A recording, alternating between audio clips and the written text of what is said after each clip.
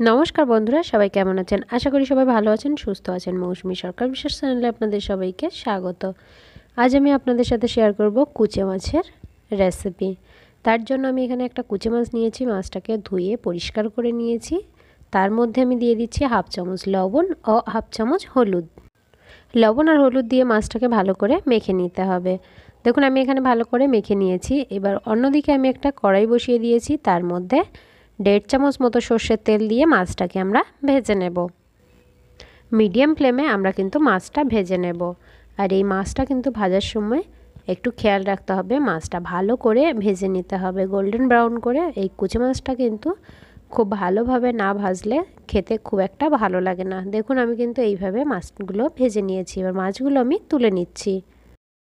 অন্যদিকে আমি এখানে একটা বাটি নিয়ে নিয়েছি। বাটির মধ্যে দিয়ে দিচ্ছি হাফ চামচ লবণ, দিয়ে দিচ্ছি হাফ চামচ জিরে গুঁড়ো, হাফ চামচ ধনে গুঁড়ো, হাফ চামচেরও কম মরিচের গুঁড়ো, হাফ চামচ হলুদ গুঁড়ো, হাফ চামচ এখানে দিয়ে দিচ্ছি লঙ্কাটা আপনারা কিন্তু নিজেদের পছন্দ মতো দিয়ে নেবেন। এটা চাইলে আপনারা কাশ্মীরি রেড চিলি পাউডারও ব্যবহার করতে পারেন। এবার এর মধ্যে সামান্য একটু জল দিয়ে এটা আমরা একটা গ্রেভি বানিয়ে নিচ্ছি।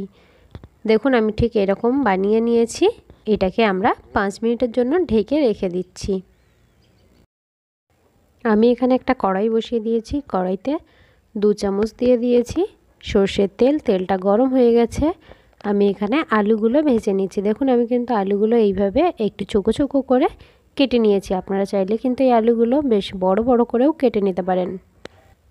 এবার এর মধ্যে দিয়ে দিচ্ছি হাফ চামচেরও কম লবণ দিয়ে আমরা কিন্তু আলুটাকে এইভাবে ভালো করে একটু ভেজে নেব। দেখুন এইভাবে একটু গোল্ডেন ব্রাউন মতো করে আমরা কিন্তু আলুটা ভেজে নিচ্ছি। ভেজে আমি তুলে নিচ্ছি। অন্যদিকে আমি আরেকটা কড়াই নিয়ে নিয়েছি। কড়াইয়ের মধ্যে দিয়ে দিচ্ছি 2 চামচ সর্ষের তেল। আপনারা চাইলে এই কাজটা সাদা তেলেও করতে পারেন, তবে সর্ষের তেলে করলে কিন্তু টেস্ট খুবই ভালো হয়। এবার এর মধ্যে দিয়ে দিচ্ছি তেজপাতা আর শুকনো লঙ্কা। দিয়ে দিচ্ছি এখানে বড় সাইজের 2টো পেঁয়াজ কুচি। পেঁয়াজ কুচিটা দেওয়ার পরে আমরা কিন্তু সমস্ত মশলাকে একসাথে ভালো করে একটু ভেজে নেব। এবার এর মধ্যে দিয়ে দিচ্ছি হাফ চামচ রসুন বাটা, দিয়ে দিচ্ছি হাফ চামচ আদা বাটা। এবার আমরা সমস্ত মশলাকে ভালোভাবে একটু কষিয়ে নেব।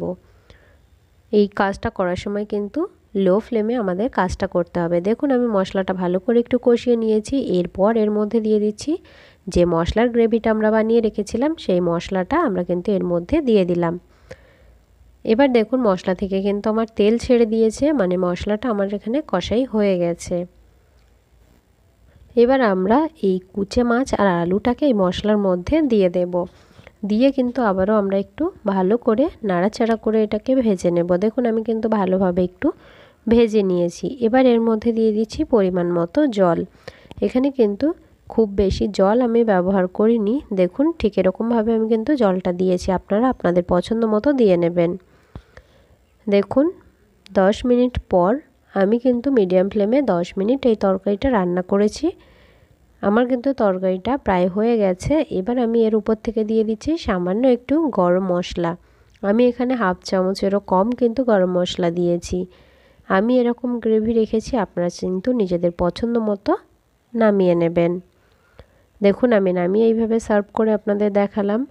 এইভাবে কিন্তু কুচে মাছ রান্না করলে মাংস তরকারিও হার মানবে এই কুচে মাছের রেসিপির কাছে। আপনারা কিন্তু বাড়িতে এইভাবে অবশ্যই ট্রাই করবেন আর আমাকে কমেন্ট করে বলবেন রেসিপিটা আপনাদের কেমন লেগেছে।